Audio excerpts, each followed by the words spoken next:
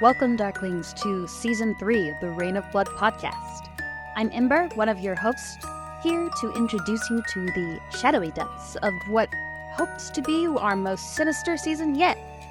This season, your unholy trinity of organizers and hosts, Miss Kitten, Radically Dark, and myself, have entirely way too much fun with the Summer of Stabs, our 80s horror-themed series that promises to be both educational and thrilling. Our aim is to explore the macabre beauty that lies in the shadowed, or maybe not so shadowed, spaces of desire. Leading up to Reign of Blood Nightfall, our advanced Halloween extravaganza, we'll be discussing topics such as embodied and informed consent, risk mitigation, and other helpful tips, ensuring that every prick, slice, and puncture is as thought through as it is sensational for you.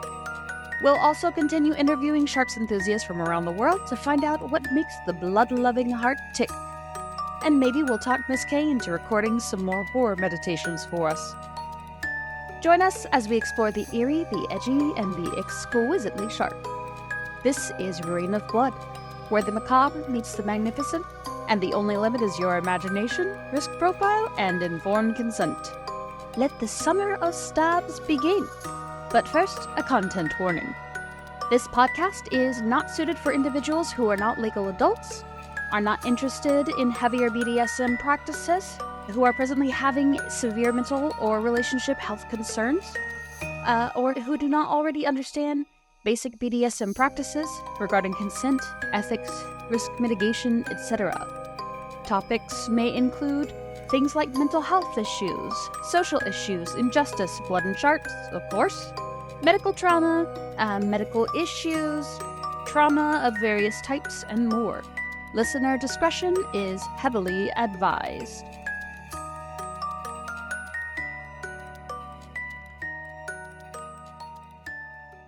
Hi, listeners. I know it's been a while, but I am back.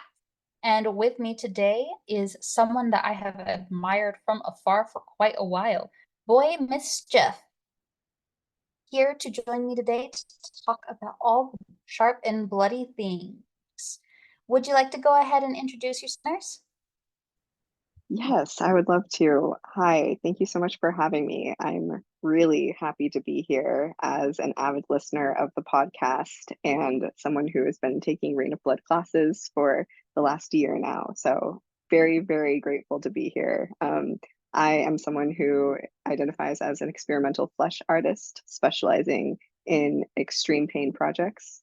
And as a clown, porn performer, and creature, I am heavily influenced by gore, high camp, assorted filth, psychological terror, and fellow supermasochists like my owner and sadist, THATPAINPUP, my dear friend, Carta Monir, and the late, great Bob Flanagan, just to name a major few.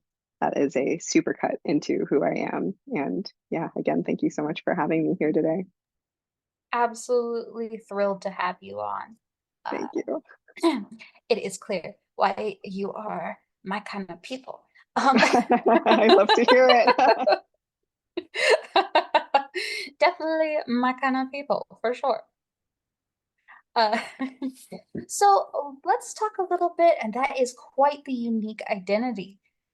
Do you mind telling me a little bit about how you've come into yourself and how you discovered your enjoyment of all things sharp and pain related? Yes, absolutely. I came into my interest with needles many years ago, but it wasn't until last year in February, so February 2023, that I actually started practicing play piercing myself. So, of course, we grow up surfing the web. A lot of us were probably on BME way too young, getting inspiration and whatnot. And then in the early years of YouTube, where corset piercings were first being posted and whatnot. So the inception runs deeply, but it wasn't until February of last year that I started self-topping. So that was my first experience with needles, was self stabs and then creating connections both locally and online. And my practice quickly grew from there. But I would love to talk about any part of that journey with you, because it's so rich. It's been so dense for me, and I truthfully can't believe it's only been like just over a year and a half now of like actively participating with sharps. Absolutely. It sounds like it's been a hell of a journey. It Uh, has. You are not mistaken. so, what are some of the major highlights there? It seems like you've packed a lot in that time frame. Yeah, I really have. Probably one of the most important things to me over this last year and a half playing with sharps has been self stabs. It's really vital to my practice and my own education.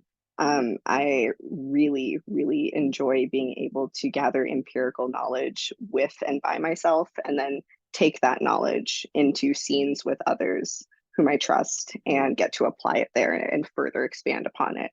So that's something that this last year and a half has been really focused on, has been a lot of self-topping in between scening with others.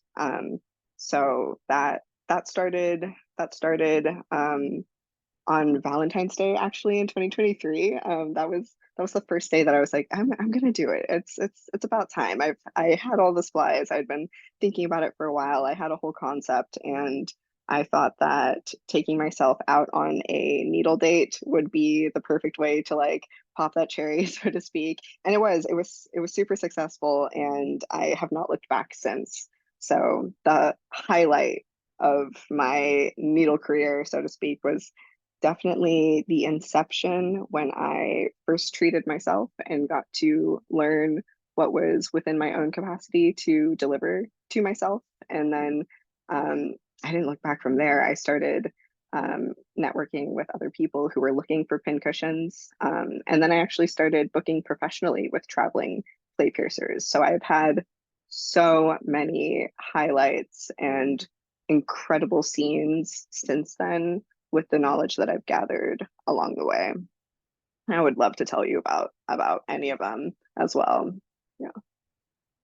So it sounds like, especially that you do a lot of very frequent bottoming, and the Mhm. gauges that you're using, for one, are not super small. No, Uh, I like big ones. size king. It's okay. Literally. It's 12s are my favorite. Yes, 12s are my favorite. I love 12s. Um, I like I love 10s 12s. too. They are literally my favorite. I actually have some that are So going to be delivered today. I'm like waiting on a package. Some fresh oh 12s. yes, Yep. yes. Oh, they're beauties, Hmm. beauties. I love them. Oh, so great. Anyways, so I'm specifically interested in what your self-care and your healing routines and rituals look like there, that enable you to keep up with your rather active schedule. I love this question because this is actually a huge part of the reason that I do so much self-topping. It's in order to better learn my capacities, my healing timelines, and then how capable I am of closely scheduling scenes because you got to keep healing in mind, especially if you're going to be reusing the same areas of the body. So thank you for asking me. I'm super excited to talk about healing timelines and aftercare regimens because I'm kind of someone of the mind um, that after needle play, I'm sort of a set it and forget it kind of guy.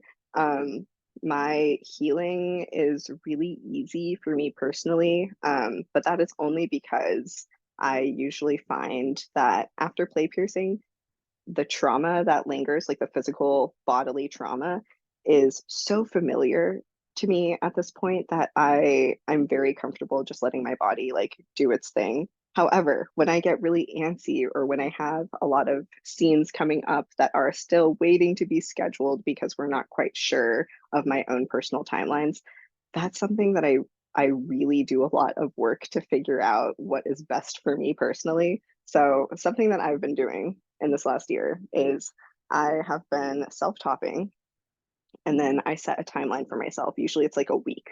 So I journal for a week and keep a reference of my healing timeline and how things are progressing and how things are healing throughout that week. And when I get to the next week, I do a total check-in with myself to see where my healing has reached and what I predict it to be in exactly a week beyond that. So that's been really useful for me to keep myself in check so that I know what my body is doing, how quickly we're rebounding, and if I even need to rebound, which is not usually something that I would bring up to like any sort of like mainstream kink conversation, but I'm someone who's become very comfortable with closely scheduling scenes and even reusing still healing body parts that are within my own personal risk budget, which is something that y'all talk about a lot and Rain of Blood really prioritizes is knowing and understanding your own personal risk budget. I've learned a lot from Rain of Blood classes about that. And it's been incredibly useful for my personal practice. So when it comes to aftercare, especially with bigger needles. Something that I have noticed over the past year is with anything, I would say anything like from a 10 gauge and bigger, usually causes my needle holes to reopen the following day or 2 days. That's something that I thought was really interesting because it's not something that I had ever experienced with like smaller needle holes. But it does make sense, you know, you gouge a big hole in yourself, it's going to take a longer period of time to clot up, to scab, and then fully heal. So that's something that I've been really mindful of lately because I've been doing a lot more scenes with needles between like I'd say probably like 12 to 8 gauge needles, and those have been reopening on me, which is fun in its own right. You know, I really enjoy that. Honestly, I love the wound that lingers, but being able to fully understand how long it's going to take this part of my body with this gauge to heal has been super useful to me. Something else that I've been noticing in this last year is my body's propensity towards developing scar tissue, which is also not something that I personally mind, but it is, again, really useful empirical knowledge for me and my scening. So anything that is bigger than or like a 10 gauge and bigger, I would say, has been pretty routinely leaving like really small beads of scar tissue from the entry and exit holes. And that's really interesting to me, especially because I'm someone who scarring is within my risk profile. I do a lot of facial piercings too with big needles, which I'm sure you've seen. That is all within my risk profile. And an interesting thing that's come of that is now I have all of this really fun scar tissue that I stim with.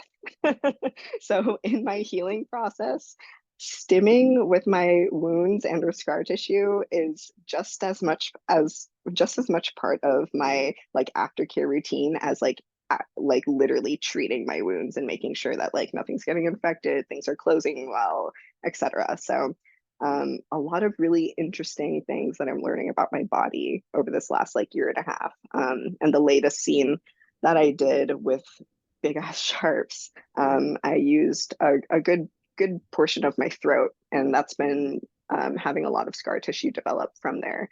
And I've just been playing with it all the time. And it's interesting to see like how scar tissue behaves on different parts of my body. Like it's pretty sore in my neck. Scar tissue doesn't really stick around on my face though. In my arms, it might like take a few months to fade away or soften, but like it's pretty much like gone. But in my throat and chest, that scar tissue tends to linger. So a lot of really compelling research has been done with myself and my scenes and my body. And aftercare just looks like making sure that everything is going well, keeping it clean, and then like playing with it. Like I really enjoy interacting with like the sites on my body that have been affected. I love how comfortable you are with both the wounds and the scar tissue and things. Your relationship with it is sounds so pleasant.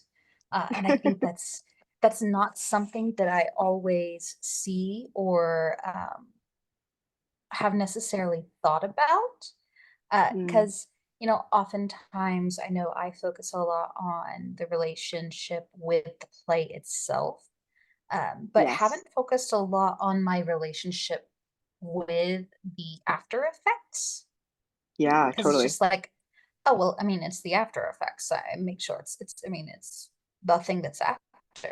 Yeah. But I don't. I know I for one, I hate to say I'm getting older because I'm not that much older. Miss K is gonna kick my ass for saying that because I haven't even hit 29 yet. You're not old. Exactly. I'm not old by any No. means. But there have been significant changes in my body as I've gone through Yes. postpartum periods and I've gone through a Yes. hysterectomy Oh, and so all of true. these Yeah. changes. Oh Hmm. yeah, and I've gone on beta blockers that my healing and everything as aspects of my health have changed so significantly. Like Hmm. my healing and everything is radically different. And so Hmm. I really like that, and that's gotten me thinking about my relationship to my healing process. I promise it does not look like that much joy and curiosity. So I will be thinking about that.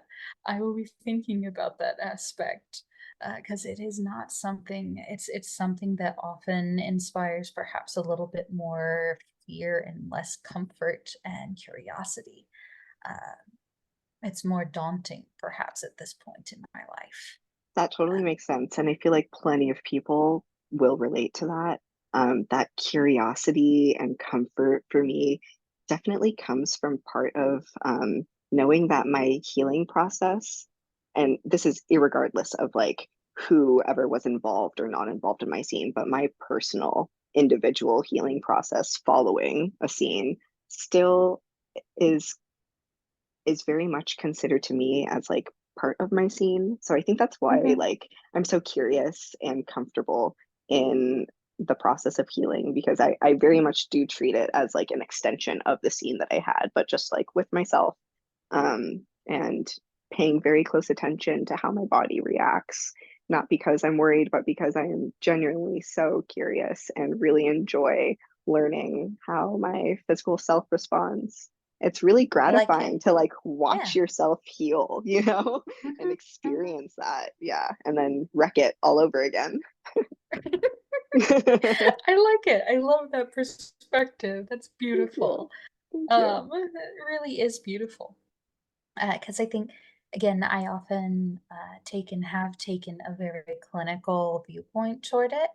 Hmm. Um, and I think perhaps even in some of my classes, I have almost encouraged a viewpoint toward it, or at least a Yeah, practical viewpoint toward it. But totally. that is something that I will be adding in because I think uh, having a more relaxed, less afraid relationship with it, less stigmatized relationship toward Hmm. healing is because right, yeah, no, I'm uncovering I'm uncovering bias and stigma against healing that I didn't know that I had right here. That's so Well, big, honestly. I love that. I love to hear it. I think I for so long I was very, very committed and focused on doing things quote unquote correctly and clinically right. And as correct as I possibly could like imagine it being, which meant treating mhm, myself exactly how I clinically should. And while that is still very important to me, and we all need to have very like rudimentary and baseline knowledge for like the extreme forms of play that we participate in. My experimentalist viewpoint towards pain and extreme projects has taken a front seat in this journey, and that has led to a lot of like experimental learning for me. mhm, I mhm. actually I ran like an experimental self-stab study on myself a few months ago that was really revealing as far as my capacities and comfort in healing against the norm or preventing healing even or abusing already used parts of my flesh. And that's something that I'm like definitely down to talk to you about, if that sounds interesting. But it had a lot to do with like confronting clinical stigma against like proper healing and whatnot, just to experiment on myself in a way that was within my own risk profile. Love to hear more about that. Yeah, I would love to tell you. I one weekend I was running like a practice scene with a good local friend here who was the first person that I started playing with needles with, and it like other than myself. And we a lot of the time we run like really elaborate and physically intensive scenes, sometimes like, you know, with weight bearing involved, etc., or difficult like predicaments. So we consider practice a requirement. So it was one of those weekends we were practicing on my thighs.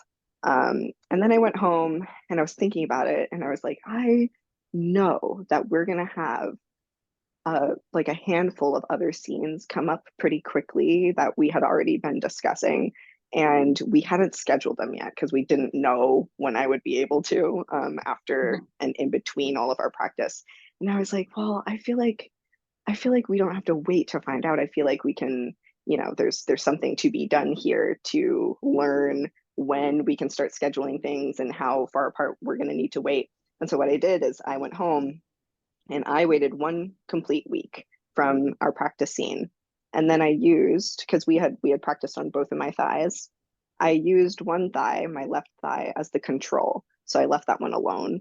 And it was still bruised from our previous week's scene and whatnot, but definitely well on the way to healing. The bruises were like yellow, if that, you know, if that is revealing. So yeah. And Yes. then I used my right thigh as the experiment. And so the right thigh had a lot of that same yellow bruising. And I decided to pick the most bruised parts of my thigh to pierce buttons through to see if I could tolerate one, piercing through not completely healed areas of the body that had already been used the prior week. Two, how I would react. So, how much of that I could take. And then three, monitor the healing after that scene that was a week apart from my prior scene, and then check in a week after my solo scene to see how much had changed between my legs, how the healing differentiated, and if I felt like I had the capacity to schedule yet another scene exactly a week far out from that with the same parts of my body. So I ended up running that scene. I was really committed to it. And I put a couple buttons through the bruised parts of my experiment thigh, um, and punched them around a little bit just to, you know, add insult to injury.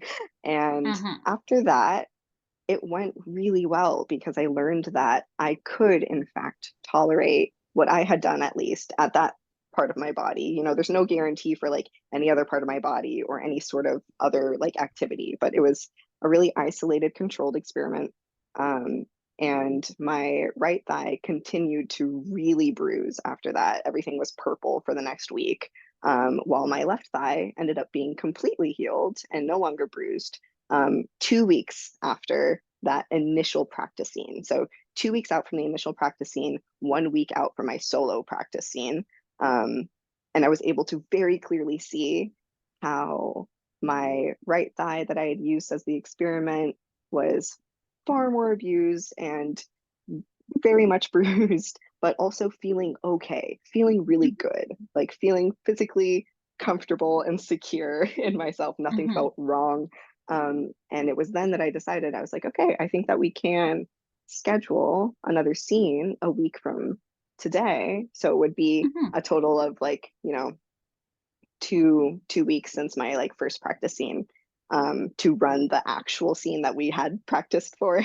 So we did, and it went great. And the photos ended up coming out really beautiful because seeing needles pierce through already bruised flesh is just like, I don't know, that really does something for me like that nothing else does. And that was really gratifying to see like the fruits of my labor and like this experiment come to fruition and whatnot. And since then, I've been able to schedule scenes closer together, reuse parts of my body that I feel comfortable doing that, knowing like, okay, if this isn't fully like done away with this bruise, like I will be able to tolerate it. I will be okay. And know that maybe parts of my body I'm not comfortable with experimenting on that yet. Like it's not a hall pass for my entire physical self, you know, it's definitely case by case. And that's why there are so many personal scenes and solo studies that I run just to make sure that I am fully in tune with my own capacities because that's going to change. It's going to change and it's okay that it does change. But as far as what is currently being studied with you know yourself, like that you want to pay attention to what's within your capacity and what might not be. So it was a really revealing 3 weeks for me, and I was really grateful to be able to have the supplies on deck and the wherewithal to run that study with myself so that I could better understand how to schedule my scenes moving forward. So that's an instance of something I'm really proud of having committed to and learned from. That is the definition of hashtag for science.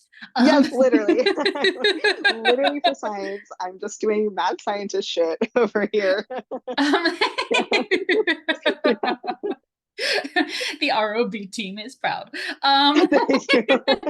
That means everything. I love it. I absolutely love it. Because Thank you. sometimes, again, I can't tell you exactly how your body is going to respond to certain things. Because I promise Mhm. you, if I stab myself like that, I mean, my healing is completely different because, again, I Right, have Ehlers-Danlos, right. and I am also totally fucked with my healing. Yeah, totally. When I was 20 and doing this, I could stab myself with fucking 8 gauges, wait a week, and it would probably be solid enough that I could consider at least doing 18 gauges through a similar Totally. area Totally. with minimal bruising and get back up, keep going it again. Yeah. At this point, my depending on the area, this son of a bitch might scar with 18 gauges. Um, Right. Totally. Yeah. um, and so the body does change. And I Yeah. love the way that you are tracking and staying so in tune with that need without the shame. That is the curiosity and the lack of shame with caring for yourself. That is something that I really do like with your approach to it. Thank I you. think altogether, the way that you practice sharps, the thing that has caught my eye with the way that you practice sharps, it seems to be that it's something that you seem very passionate about. I'm not entirely clear on what it means to you or what part of life it has for you, but it does seem to have a deep connection. So, you mind telling me a little bit about what sharps represents or means for you?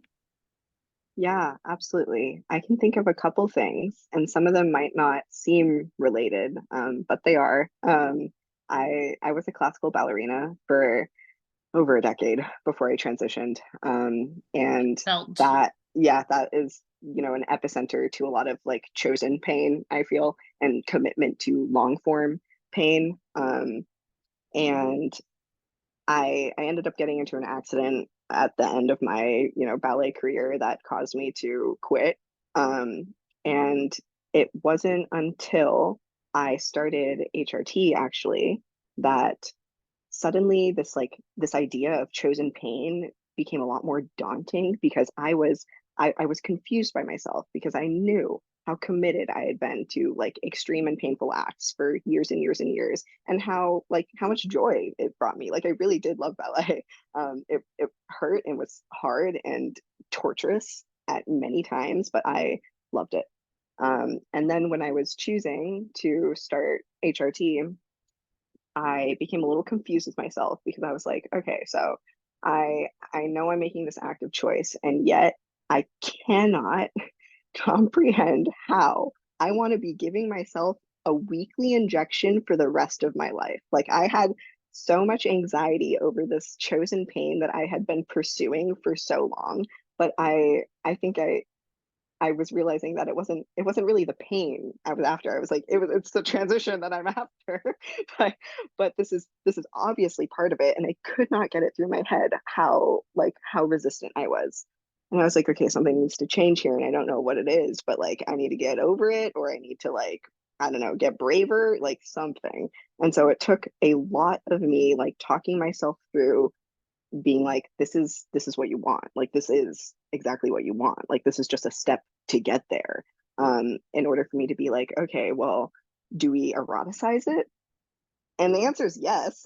So I started to, and as soon as I started play piercing or getting into it online, and then practicing it myself, it like literally cured my shot anxiety. Like I so as soon as I like realized that what I was choosing was exactly what I had been after this whole time, and that there are ways to pervert what you're afraid of, or bastardize things that feel intimidating as all hell, and just decide that like, yeah, there are hot things to be done with this. It really, like, I don't know, it really changed something in me. And suddenly I was back on the train of like chosen pain being like a committal and hot thing, and it being worth it to like my practice, in the same way that like suffering on point was like worth it for my sport. And now doing like a weekly shot felt a lot easier, and doing huge play piercings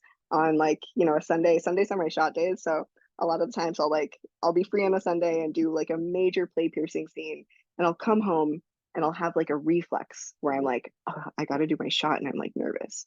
And I think like an hour ago I just had like what, like 12 10 gauges in my throat. You're fine. And then I just do it, and it's really fixed me in the brain in some way.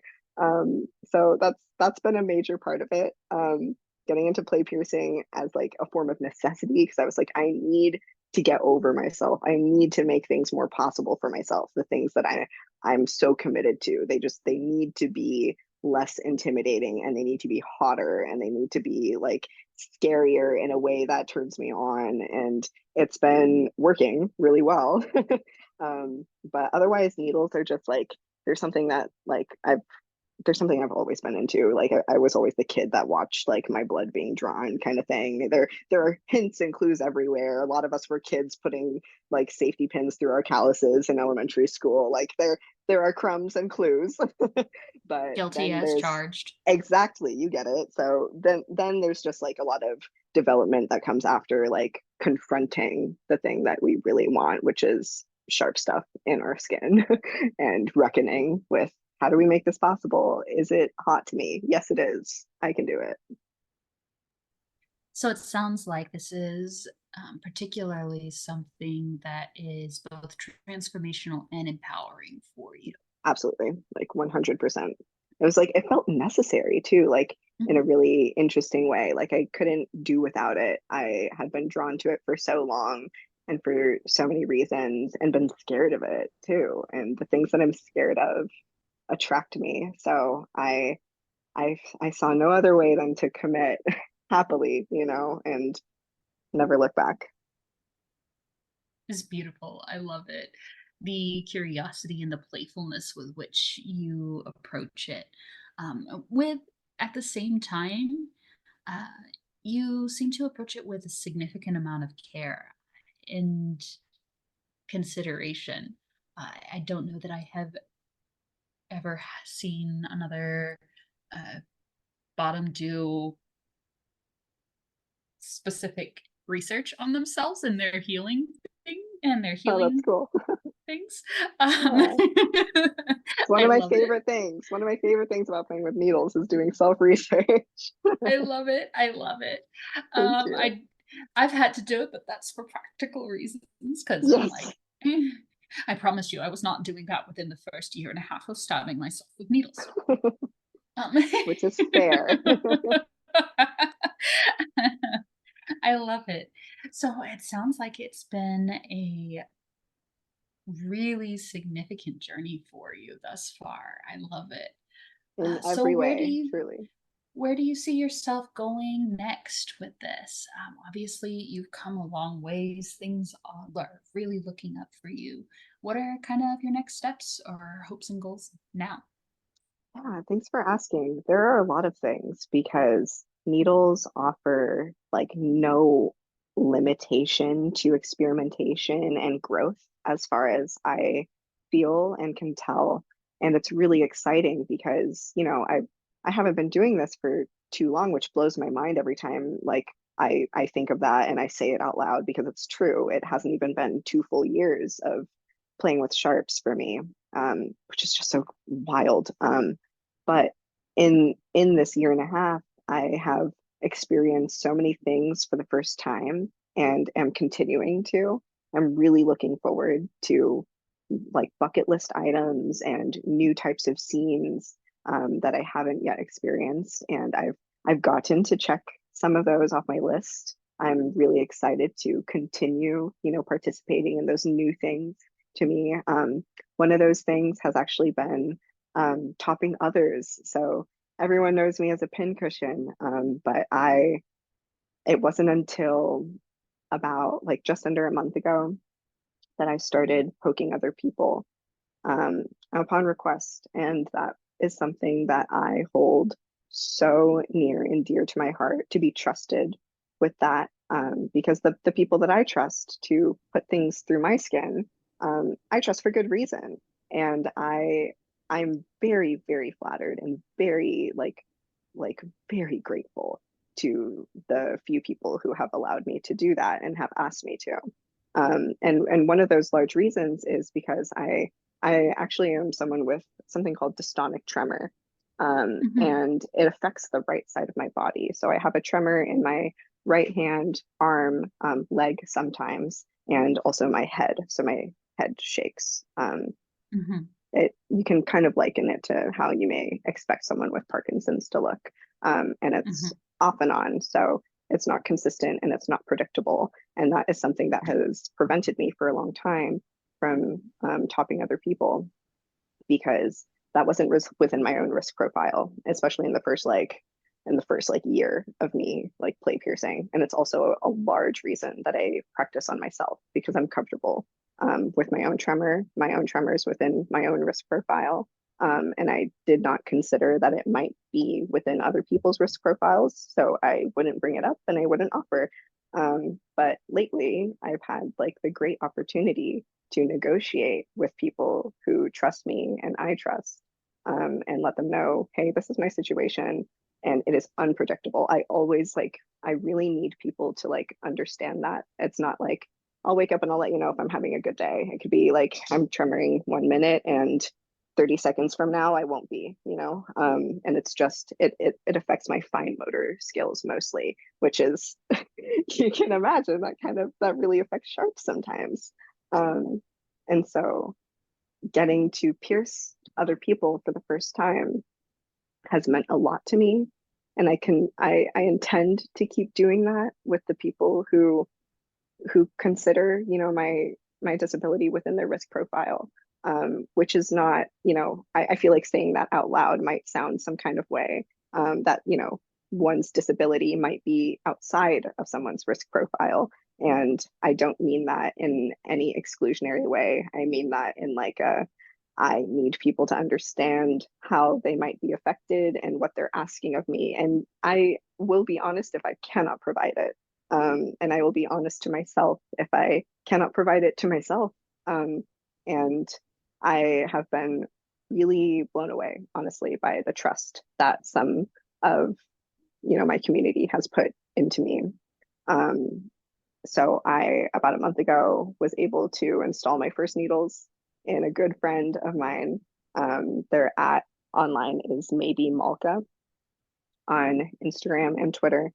And the two of us actually were traveling to Denver, Colorado for an event that my owner, that Pain Pup, and and its owner, Brew, were putting on. And the event was called Gorgasm, and it was going to be a live Mhm. performance of a few different, performers from across the country and locally, and then the two of them. So my mutual friend Malka had asked if I would be comfortable installing some piercings for their performance at Gorgasm. And I hopped on the opportunity, of course, but let them know, hey, this is the situation. Didn't feel any kind of way about it, which like shocked me because that was the first time like that I was going to be confronted with this, and I was like, okay, well, I guess, I mean, that was easy. I mean, if that's within your risk profile, it's within mine. I felt flattered, and I felt just so many things. So that was the first experience I got piercing someone else, and it was incredibly meaningful to me. A really big first for me in my needle practice, as I had never topped anyone else before, only myself. And then the following week, I was actually officiating the wedding between Rue and Ray. And Aw. which also like that meant so much to me in its own right, and made me extremely emotional, and very grateful. But part of their ceremony was they had like, you know, a vanilla part of the ceremony that was brief, and then the second part of the ceremony was a kink ceremony, and it was also going to be an official collaring. And following the collaring, they had asked me to pierce their faces together and then tie them together. And So that was, sweet. it was so meaningful to me and so sweet to even be asked, because they had asked me if I would be willing to do that. And that was the first time that I had that conversation with people and been like, I would love to do that. Like, that means so much to me. And also, I need to tell you, what my situation is, so that you can take that information about my, physical abilities, and you can think about it if you need to, and come back to me. And I expected them to, like, take some time with it and whatnot, like the two of them. And they immediately both were like, we're comfortable, we trust you. And I I can't even begin to tell you what that meant to me. I can't even begin to describe how trusted and cared for I felt in that moment, with their pain and with their bodies, with their faces, their literal faces. So a couple really big firsts for me happened over the course of a week, and I got to pierce my first three other people, and all faces that weren't mine. So that was incredible, and I intend to continue doing that with these people and those who, trust my abilities and whatnot, and are comfortable negotiating within my capacity. I cannot even like I cannot fully describe how grateful I am to have had that trust. I think about it every single day. I I still can't believe that I had like got that opportunity with these three people who mean a lot to me. And I offered at the time, I was like, I can text you videos if you need it, because I often record my own like solo scenes. And I had recorded that bruise study that I had told you about from Mhm. months ago. And I'd committed to that bruise study knowing that I was tremoring really badly. And I was like, I'm gonna commit to it because I really want to run the study, and it's like I'm on schedule, I'm like, I'm at a weak point. I need to do it today, whether or not I'm shaking. So I did, and I recorded it, and I never posted it anywhere because I had never really been too open about having dystonic tremor on the internet. Mhm. I had maybe Mhm. mentioned it like once or twice, but never talked about it. And a question I get a lot is like, "Are you nervous?" And that's that's no, I'm tremoring, but it's a fair question. So I wasn't really prepared to share it online Yeah, anywhere, and I just kept it which to is myself. totally fair. Thank you. I thought so too. I really felt some kind of way about that at first. I was like, I don't know. I feel like I should be sharing, but I don't know. I got nervous. But then when Ray and Rue asked me to pierce them at the wedding, I was like, I can send you the video of me piercing through a tremor if that would make you, more comfortable, and see how, I handle that situation on and with myself. And they didn't even want to see it. Like they trusted me. And I truly couldn't believe it. I was like, well shit, I'll be there, like I'm getting on a plane, like I'm gonna be there, like. And so I did. But that's something I'm really looking forward to doing more of, hopefully, is um helping others especially with all of the practice that I do on myself, but it's not really something that I bring up. I let others approach me, and so far it has happened just these two times. And if those are, the only people who ever trust me with my ability, like that's enough for me, it would have been enough even just to have been asked and not even been available, to top them. So my heart like is beating like really hard and fast to thinking about how grateful I am to have had that trust. And if it never happens again, that is okay. But I intend to keep topping, whether it's myself or these people who have asked me to. And I'm really hoping for more of that. I'm already looking forward to like my next self-topping scene and whatnot. So yeah, there's no shortage of newness to be experienced. Those are beautiful. Thank you so much for sharing. Uh, I absolutely love what you have to offer. I love your journey so far. I think you're gonna definitely accomplish great things with sharps. Can't wait to see where things take you. I'm definitely gonna have to keep checking in with you. Please do. Please do. I'm always up to something. I'll always be posting something. Absolutely. Hopefully, I will get to see you in person one day at least and watch you stab at least. What a dream that would All be, right, then. truly.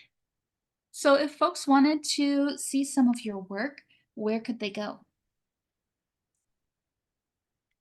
You may find me online. The easy way to find all of my like work in kink and porn in one place is my website, just allmylinks.com/boymischief666. But if you want, a direct route to my Instagram where most of my stuff gets posted, that is Bram Stroker _, so BRAM Stroker _. However, in the last week, that account has taken some major hits from Meta. So a good amount of my stuff has been taken down, unfortunately, and I've Oh, archived a lot of blood. And blood is my fucking favorite, so that's bumming me out. So if people follow my backup, that is simply Boy Mischief 666. Yeah, and that's where I'll be. oh, Meta. Yeah, It's a it's pain been rough. sometimes. Yeah, it's been a Mm. fucking pain. Yeah, yeah. But trying my best to behave so that they let me keep the account, and yeah, that's where they can find me. It is, I suppose. Ah, vanilla social media. Seriously. Yeah.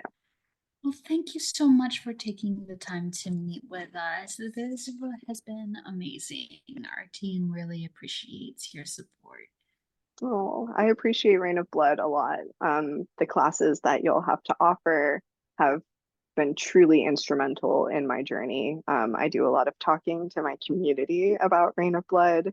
I run a skill practice for sharps on that Pain Pups Discord, actually, and a lot of the resources circle back to Rain of Blood. So thank you for all of the work that you do. I'm always referring people your way. And I always get a little excited Oh, when I'm thank taking a you. class and I recognize someone from the Discord in there. So what your reach is far, and I hope that we get to cross needles in person someday. Absolutely. Thank you so much. Well, we will see you all on our next episode, listeners. Thank you so much for joining us today. And be sure to give our guest today some love. See you next time.